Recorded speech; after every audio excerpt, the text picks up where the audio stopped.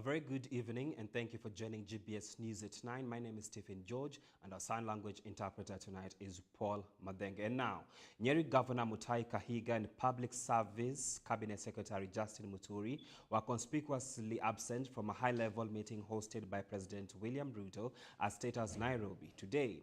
Ahead of his much-anticipated development tour of Mount Kenya region, the meeting brought together several governors and leaders from the region to discuss key development priorities. Now, in a statement, Ruto emphasized that the engagement aimed to align national and county government initiatives to fast-track economic growth and address pressing issues affecting residents.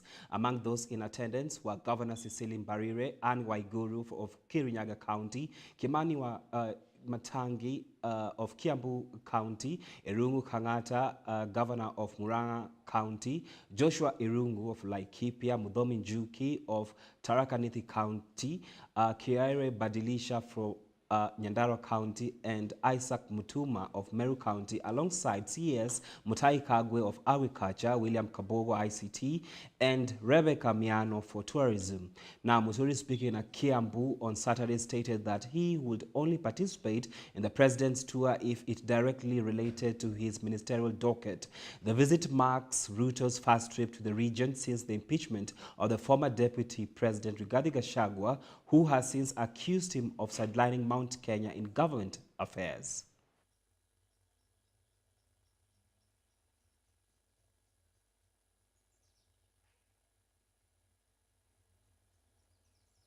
It is a race against time as Dr. Nelson Makanda-led selection panel begins today to interview the 11 shortlisted candidates to fill the vacant chairperson position for the Independent Electoral and Boundaries Commission. 3 candidates face the panel at Kenya College of Insurance in South C, Nairobi. Victor Oduny has more details. The race for the Independent Electoral and Boundaries Commission chair entered homestretch today at the Kenya College of Insurance in South B, Nairobi, as the selection panel led by Dr. Nelson Makanda began to interview the 11 shortlisted candidates eyeing to become the new commission chair. First to appear before the panel was a former Chief Magistrate Abdul Kadir Ramadan Lorot. Counting. If we were to make you chair, what would you like to be remembered for in the judicial service on your professional conduct? How would you, if you were to succeed and now you go to the commission? I think my colleagues on the bench I would like them to they would respect me. I would like to be remembered as a person who was respected by my colleagues and my peers. And I think that is sufficient for me, because that was a service and I think I needed to be respected. I think I am respected by majority of my colleagues on the bench, and I have cut out a career that has spanned all these years with service and honor. Next was the former Chief Registrar of the Judiciary, Anne Amadi, who was put to task to explain the allegations of her involvement in a gold scandal. The position you have applied for is of very high public scrutiny. And remember, a year ago, before you left office, yes, the High Court issued orders to freeze your personal accounts. Yes. And those of the law firm associated with yourself. Yes. That is Amadi and Associates Advocates in relation to a gold scandal. That's correct.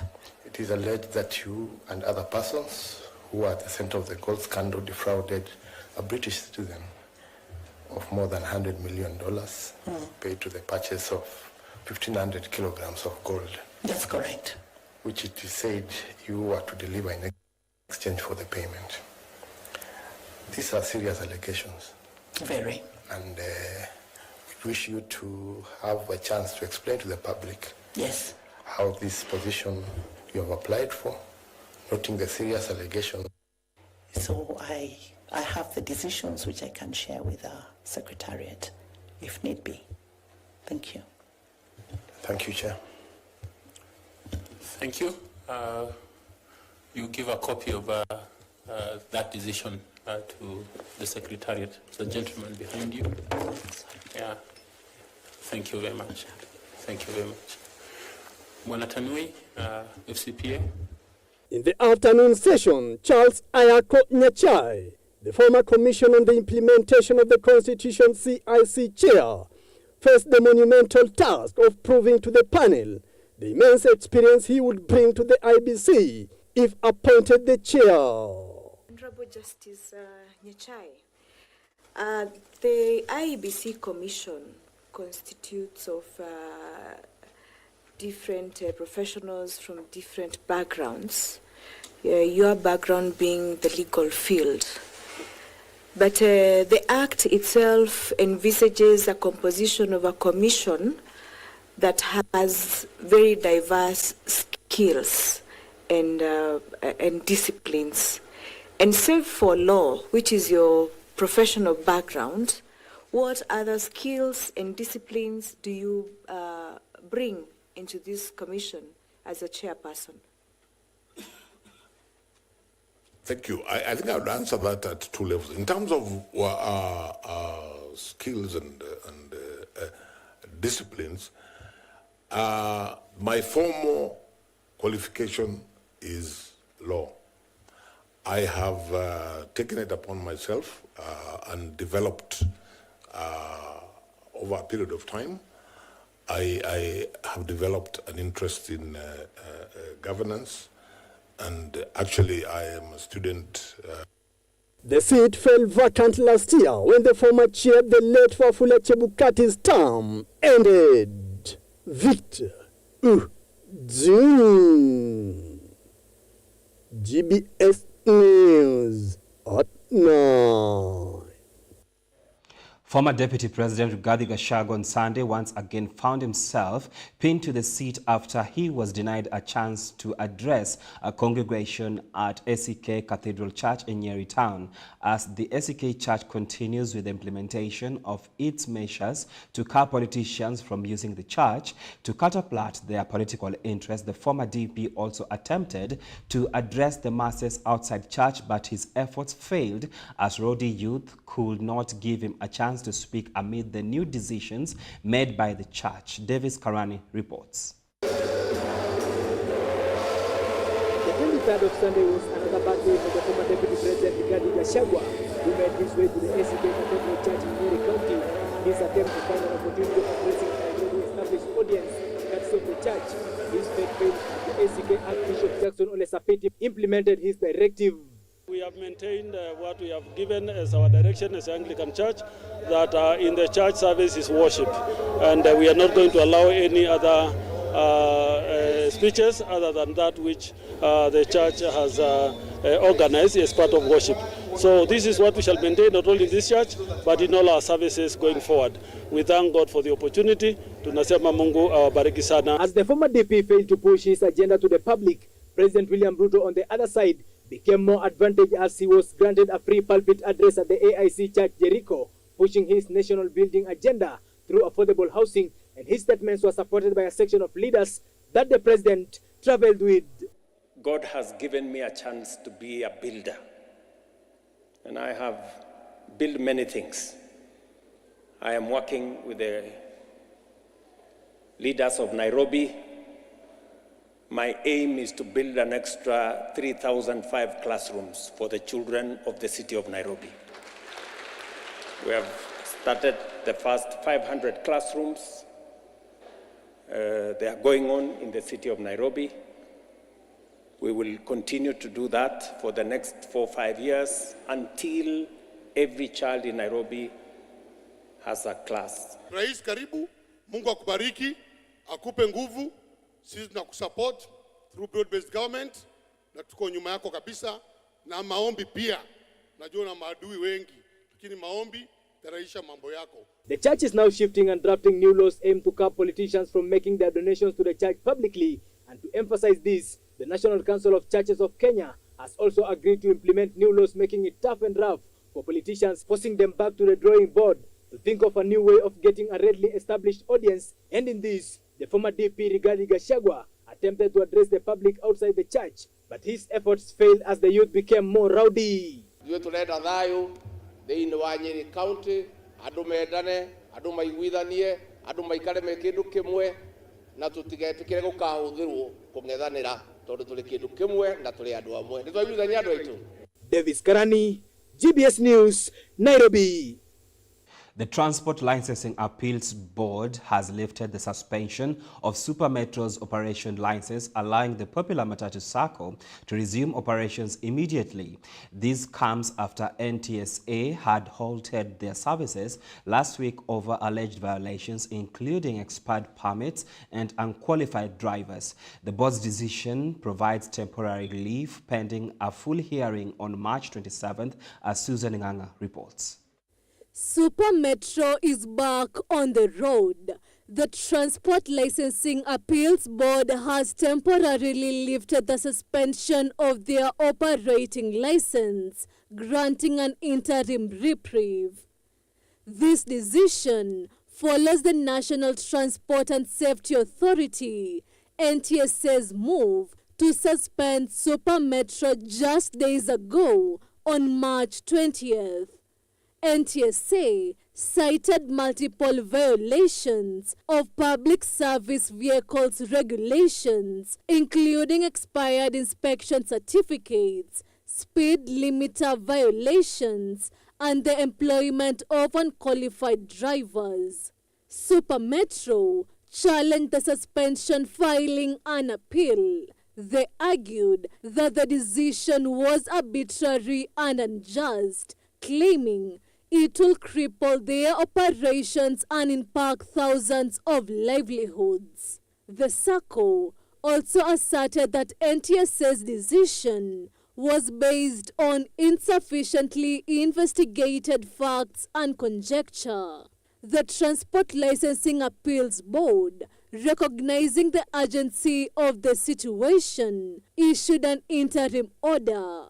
The board directed NTSA to be served with the appeal documents and filed their reply by tomorrow, March 25th. A full hearing is scheduled for Thursday, March 27. In the meantime, Super Metro has begun complying with NTSA's directive, presenting its fleet for inspection at the Likoni Road Motor Vehicle Inspection Center in Nairobi. Susan Nganga, GBS News. Resources Manager Williams Ayeko will remain in custody at Kodianga Maximum Security Prison until their trial begins. Victor Ouma Okoth alias Cisco, Duncan Ochieng alias Otuchi, and Samuel Onyango alias Jaboda appeared before Siaya High Court, Judge David Kemei, where they pleaded not guilty. The pre-trial conference was held today, during which the third suspect, Samuel Onyango, applied for bond, but the judge deferred his ruling to 8th of April this year. Justice Kemei ordered the trio to be remanded in the high security facility in Kisumu County and scheduled their trial for May 26 to 27 this year. The judge noted that the court had listened to both parties regarding Onyango's bail request and will deliver a decision in due course. Meanwhile, the prosecution expressed concerns over the suspect's potential flight risk and gravity of the charges.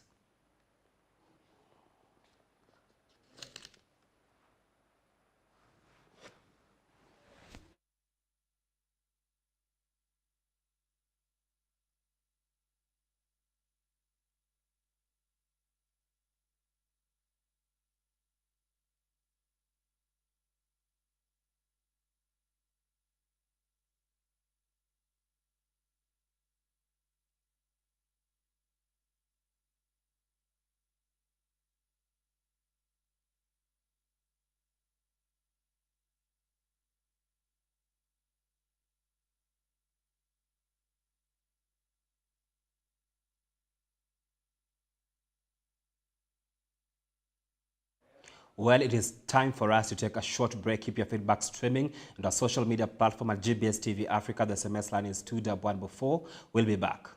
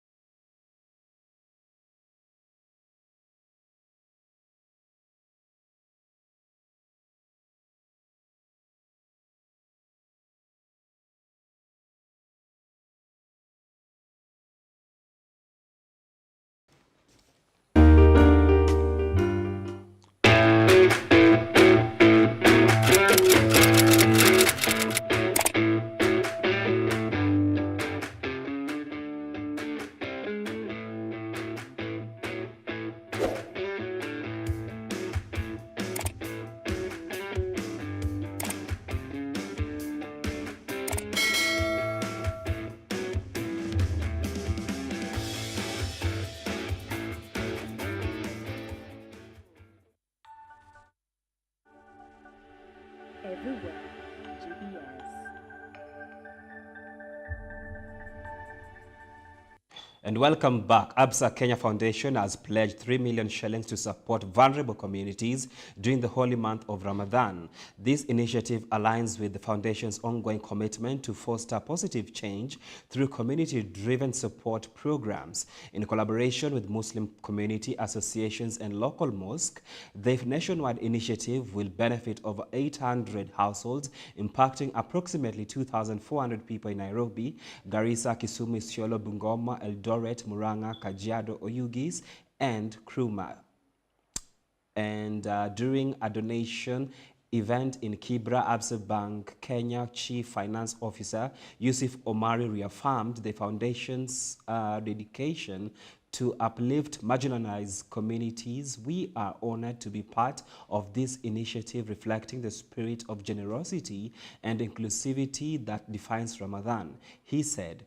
Deputy Chief Kadhi of the Sharia Board, Sheikh Sukan Omar, expressed gratitude for the support, emphasizing its significance in easing the hardships of vulnerable families. Hii banki ya ABSA kuna tengo la ambayo kwamba inaambatana na Uislamu wetu. Sasa mnajua banki kidogo kuna mambo za riba, sio? Ndio mara nyingi sisi tunajitenga. Ama tunasema kwamba tumetengwa.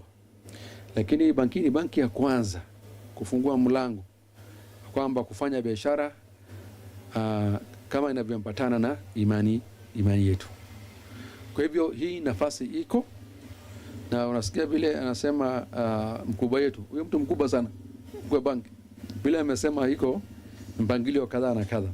Kuna kitengo cha biashara, sivyo? La biashara na vingine. Ile mama ulisema kuwa mnapendelea masomo. Leo last year tulikuwa hapa tulisema kuwa kuna mambo ambayo tunawatengenezea. Leo hii na furaha kusema kuwa tuna masomo yanaitwa Sultana. Si ndio Tego? Tuna masomo ya sharia, ya biashara pia. Nataka tuongee na wewe, tu arrange siku ambayo tutakuja kukaa na nyinyi, msikie vile tunaongea. Ili nyinyi pia muongelesha wasichana wadogo, muwe na bidii ya biashara. Tuna furaha kuwa hapa kama ABSA, na huu mpango tumeifuatilia kila mwaka. Tunaenda kwa mitaa mingi, si hapa peke yake. Najua tumeenda na Tego, sikumsikia Tego akisema mahali tumeenda tayari. Leo angalau tumekuja sisi wenyewe hapa, na wiki ijayo tunaenda paka Mombasa.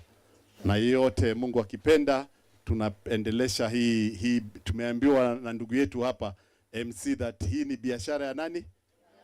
Biashara ya Allah. So tutapeleka pia paka Mombasa, na hii especially hii wakati wa mwezi mtukufu wa Ramadhani ndio vitu zinakubaliwa kabisa.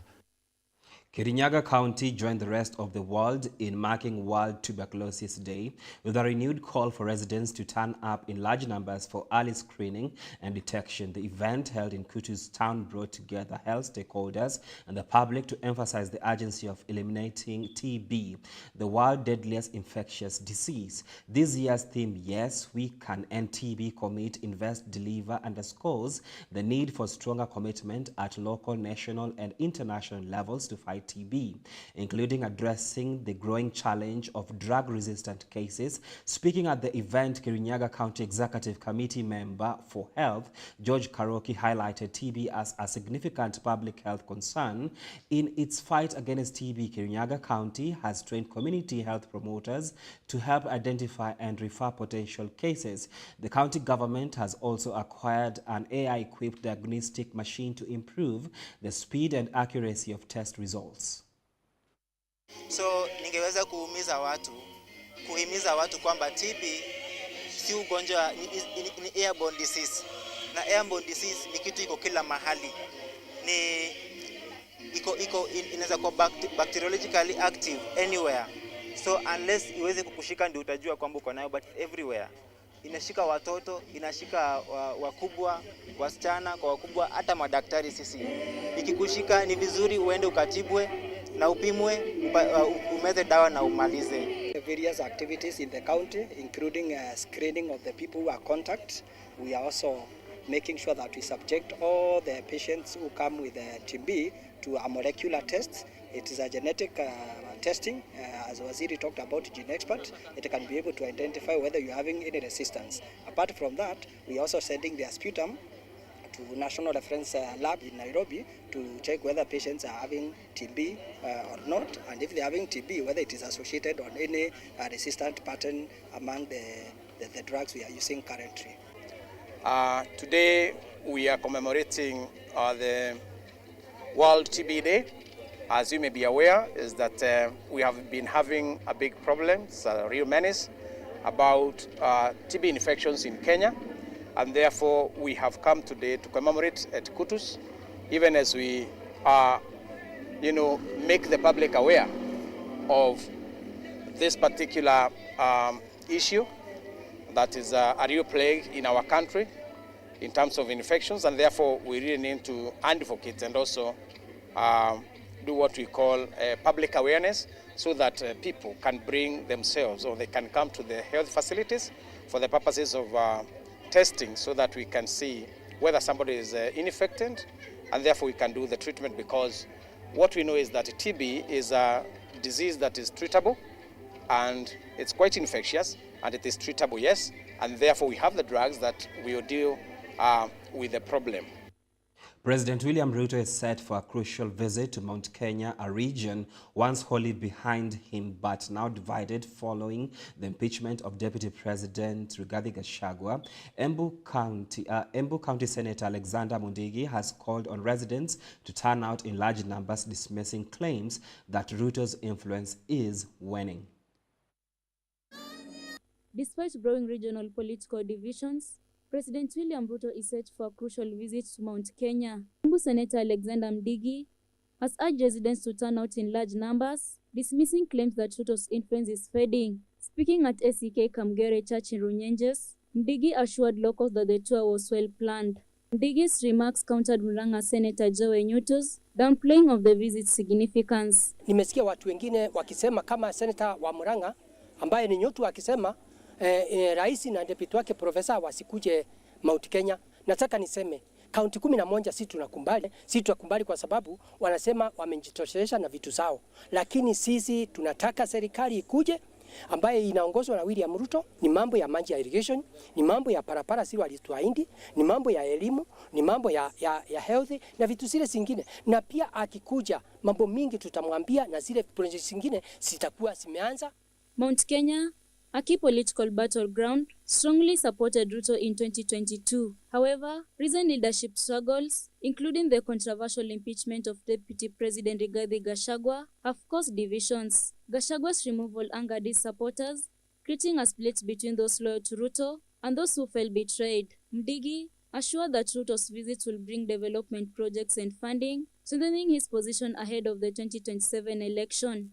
Rais wetu William Ruto na deputy wako Profesa Abraham Kidukize tunawangoja sana kuja mseme mambo yenu ile mnataka mtatufanyia. Lakini nataka kusema sisi mlima tuko pamoja, na ningesema hakutakuwa na matata na hakutakuwa na shinda, na ninajua tuko na hakika tutawasikilia wote pamoja. The ongoing division in Mount Kenya, sparked by Gachagua's impeachment, have created tensions in the region. As President Ruto visits, will residents welcome him warmly, or will unrest unfold? Vivian Scalabo, GBS News.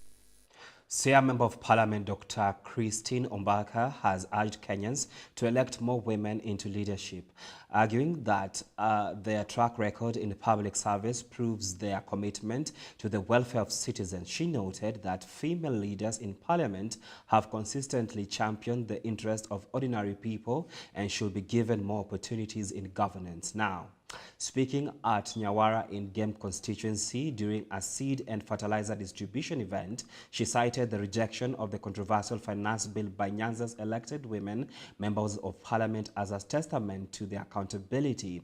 As the patron of the National Government Affirmative Action Fund, she encouraged locals to form and register self-help groups to access government funding. Siaya Ngaf coordinator Nancy Okademi added that the fund will support 600 farmers with essential inputs to combat food insecurity. Dr. Ombaka, a long-term advocate for gender equality, has been vocal about increasing women's participation in governance. Kenya has made strides in electing female leaders, but women still face cultural and systematic barriers to political representation. The 2010 Constitution introduced the 2/3 gender rule to promote inclusivity, but its implementation remains a challenge. Efforts like Ombaka's call for more female representation highlights the ongoing struggle to achieve gender parity in Kenya's political landscape. Politically, women have proved to be good politicians. There are people who support their voters or people who they represent.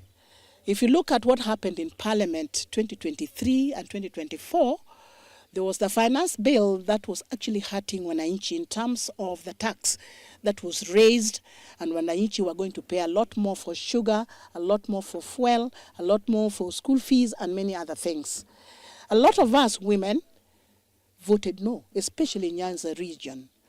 A woman from Migori, Fatuma Mohammed, Homa Bay, 4 women who represent their constituents, Kisumu woman rep, and also the member of parliament, myself in Siaya, all of us women from Nyanza voted no against that finance bill, which was hurting wananchi. And that's where the power of women comes. It is powerful because it protects wananchi against unnecessary taxation. And that's what we've been fighting for ever since.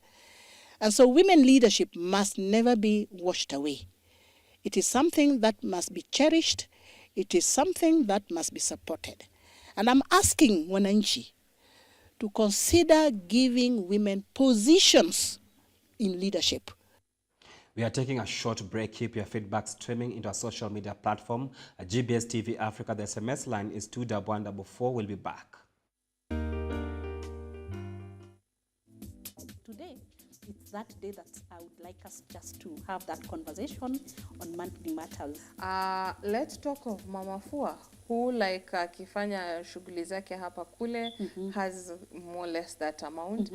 Yeah, so on that part, I would say this. When you are doing your savings, you can have, we normally talk about having 3 buckets. So we will just talk about income, budgeting, saving, and investment. Those are the 4 areas we will look at. Happens to those like me who are planning to retire early. We are basically looking at our incomes. We also talk about savings and investments. So those are the 3. I will not add the 4th one, which we all shy of talking about. So I would say it's not how much I am earning, but it is how much I set aside. So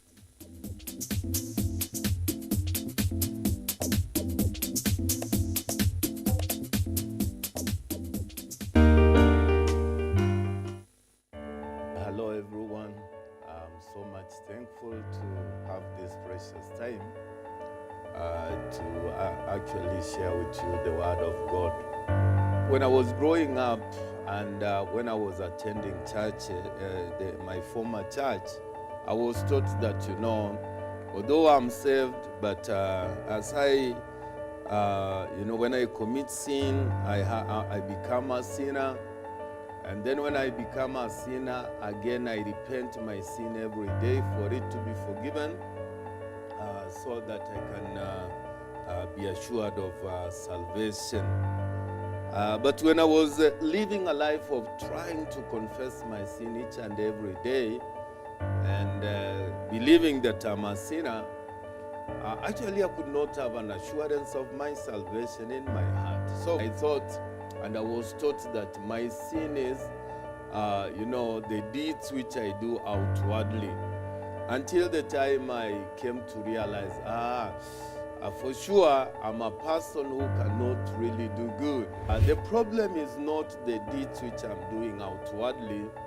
The problem is the core. The core of my heart itself is evil. Jesus, what he did, he lived among us. And then he died on the cross because of our sin. And then he rose again. The reason why now he did not just resurrect and go to heaven, it is because of, to meet the disciple and to witness that, sin and death could not have any power in his life. He wanted to manifest that eternal life.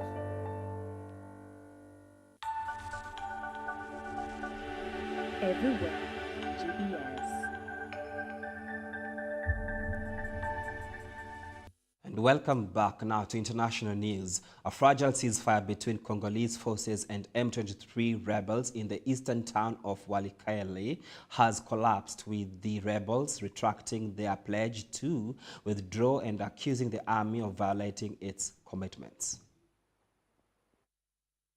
An uneasy ceasefire in the Eastern Democratic Republic of Congo's strategic town of Walikale has fallen apart, raising concerns over the future of peace efforts in the region.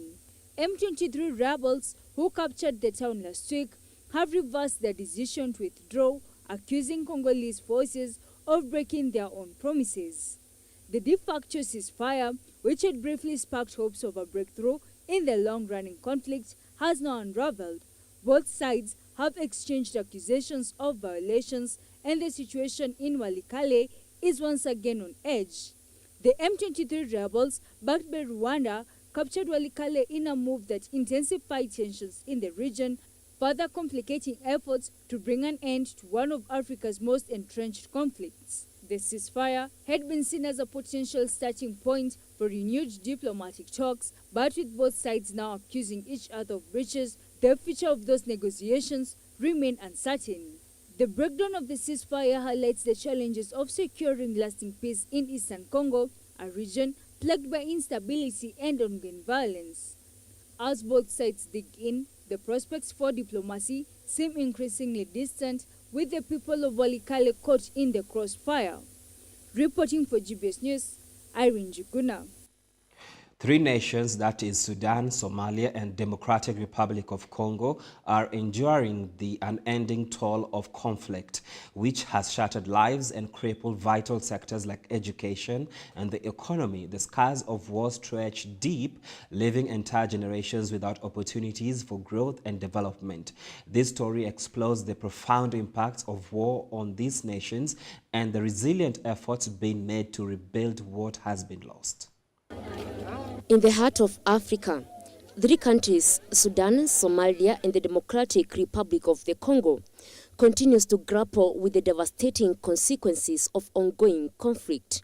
These wars not only tear apart families and communities, but also cripple essential sectors like education and the economy. War leaves deep scars of the economy. In Sudan, the ongoing conflict has ravaged agriculture, once the backbone of the country's economy. Crops have been destroyed, farmlands abandoned, and the trade routes disrupted. The country's oil industry, once a major source of revenue, has plummeted as international sanctions and internal instability create barriers to investment and development. The roads are not good. We have to travel far to get to the shop. Sometimes it comes illegally from Sudan, getting cash to pay for our supplies. It's so difficult. Somalia too has been severely affected. The conflict has devastated the fishing industry, once vital for the economy. With no secure environment, traders are reluctant to invest into business, leaving most citizens to survive on humanitarian aid. The country's GDP has seen a sharp decline, further exacerbating poverty. In the Democratic Republic of the Congo, natural resources such as minerals once offered a glimmer of hope. Ongoing violence and armed groups fighting for control of these resources have created an unstable environment for economic growth. Education too bears the brunt of war. In Sudan, millions of children are denied access to school. Schools are either destroyed by bombings or repurposed as military bases. They were staying here, occupying everything, the whole place. There were trenches here, people eating here in the rooms. It took a while to get them to leave. Whenever a military uses a school or sets up a base nearby a school, it exposes that school to the possibility of an incoming attack. Teachers, too, are often caught in the crossfire, and the country's education system remains crippled by underfunding and displacement. Somalia faces a similar plight.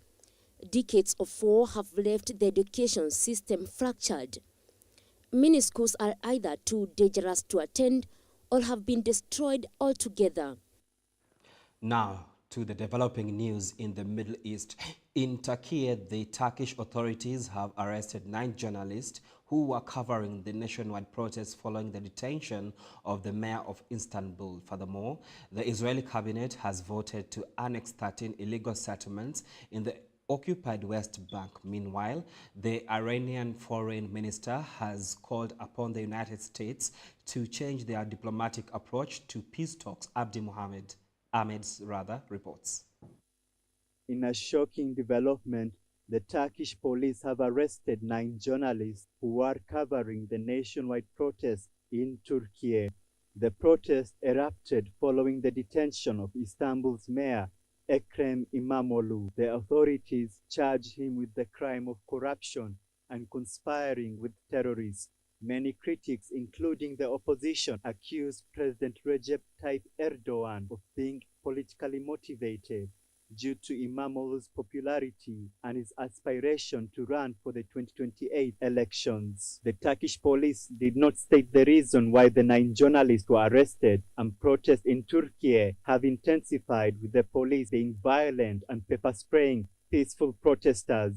Meanwhile, in the occupied West Bank, the Israeli cabinet has voted to annex 13 illegal settlements. The Israeli settlements are considered illegal by the international community as the West Bank is a Palestinian territory. The Israeli government referred to the West Bank as Judea and Samaria, cleansing off the identity of the Palestinian territory. The Palestinian Authority condemned the move as it violates the territorial integrity of the state of Palestine. The occupied territory has 2.7 million Palestinians and 700,000 illegal Israeli settlers. The Iranian Foreign Minister Abbas Araghchi has stated that the US should change its hostile approach towards Iran. This comes after Trump sent a letter to the Iranian Supreme Leader Ayatollah Khamenei stating that there are 2 ways that the US will handle Iran, either by a deal or using the military.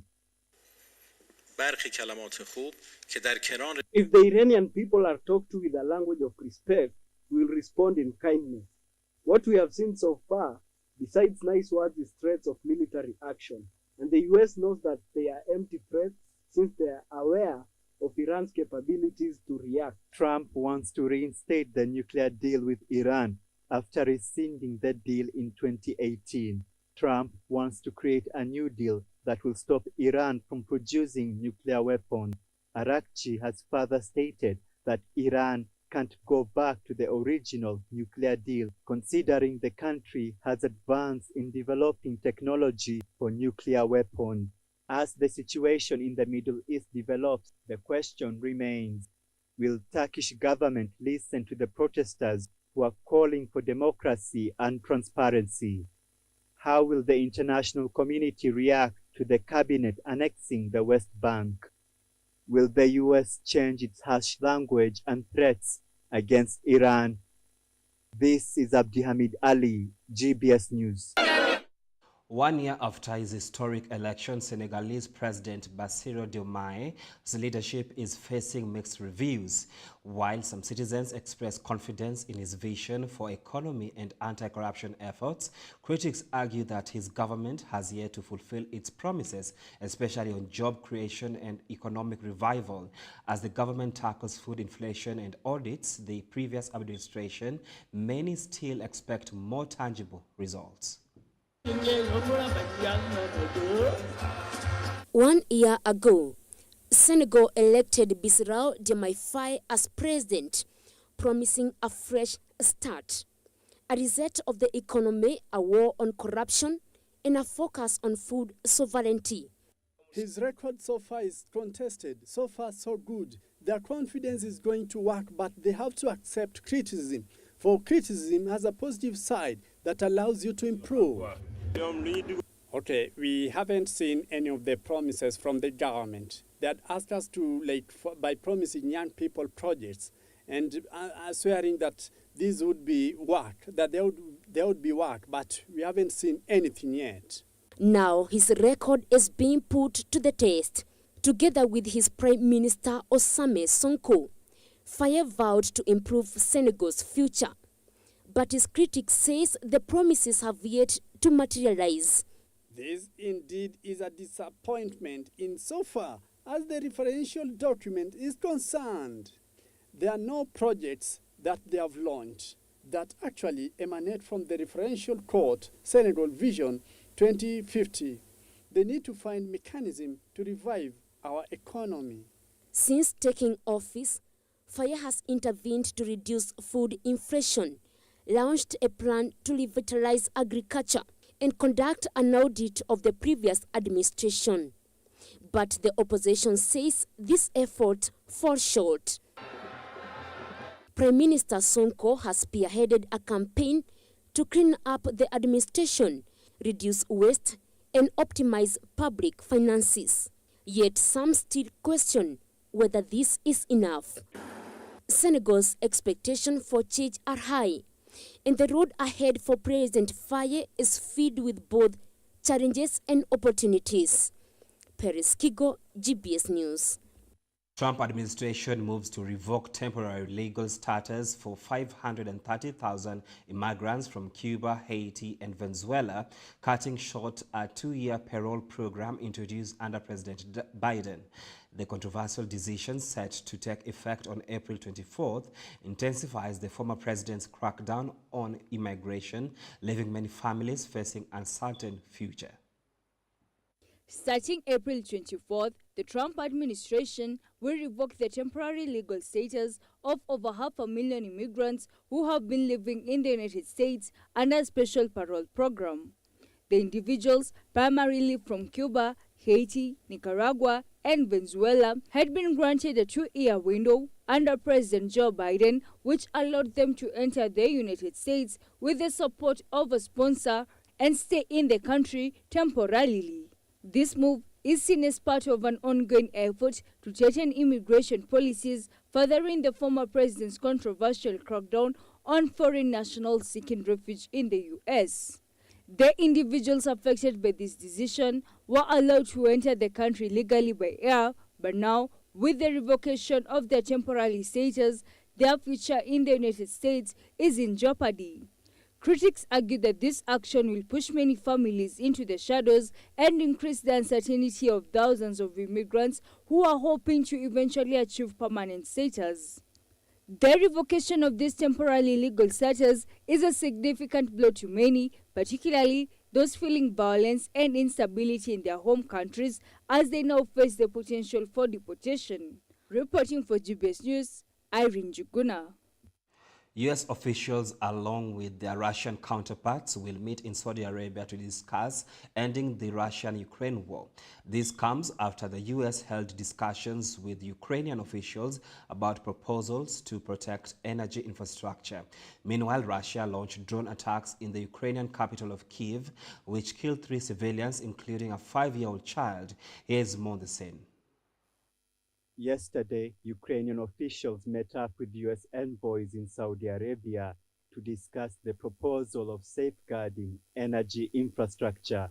Last week, President Vladimir Putin agreed to a 30-day ceasefire that will stop both sides from attacking energy infrastructure. However, both Ukraine and Russia have violated the agreement by targeting the energy facilities, causing massive fire and damage. Russian officials are set up to meet up with U.S. envoys to discuss ending the 3-year war. Ukrainian President Volodymyr Zelensky has stated that the talks were productive. Our team is working in a completely constructive manner. The conversation is quite useful. The work of the delegation is continuing. Russia launched another massive drone attack in the Ukrainian capital of Kyiv, which caused the death of 3 people, including a 5-year-old. The attack has caused fires to erupt in high-rise buildings and damaged parts of the capital city. Furthermore, Ukraine also launched drone attacks in the southwestern region in Russia, which killed one person. 59 drones were intercepted by Russia's air defense system.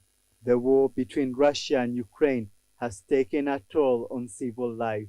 The 3-year war has been prolonged after both sides violated the temporary ceasefire plan of not attacking energy facilities. There is a cloud of uncertainty regarding this complex war that seems never ending. This is Abdihamid Ali, GBS News. It is time for your most favorite segment of the show, the sports news. Let's get sporty.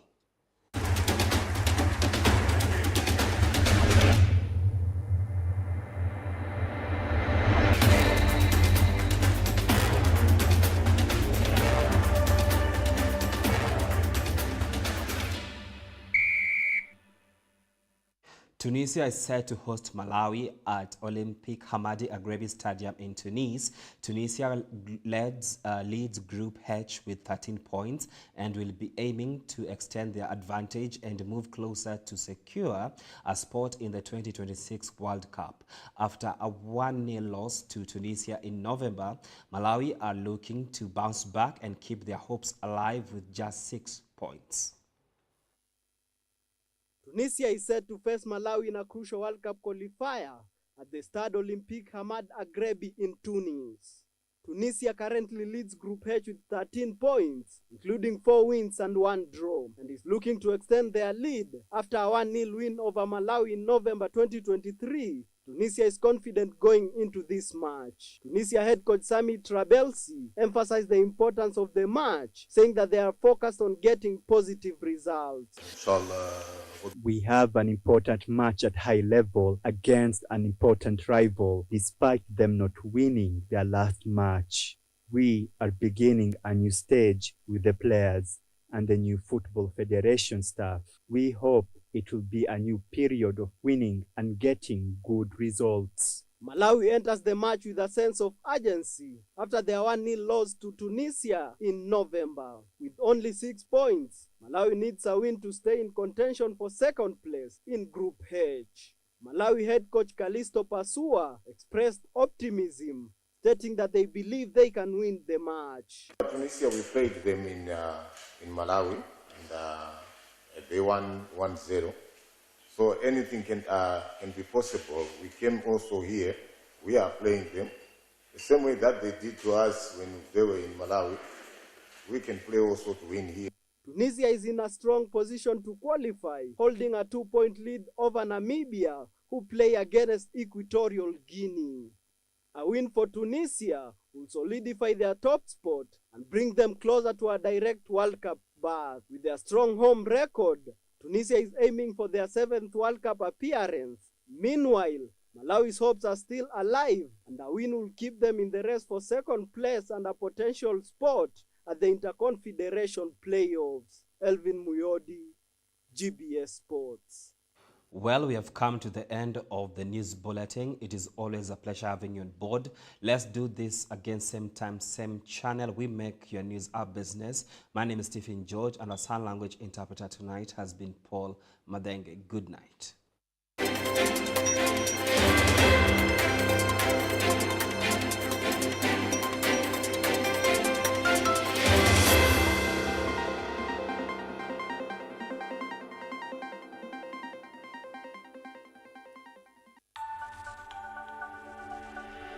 Everywhere, GBS.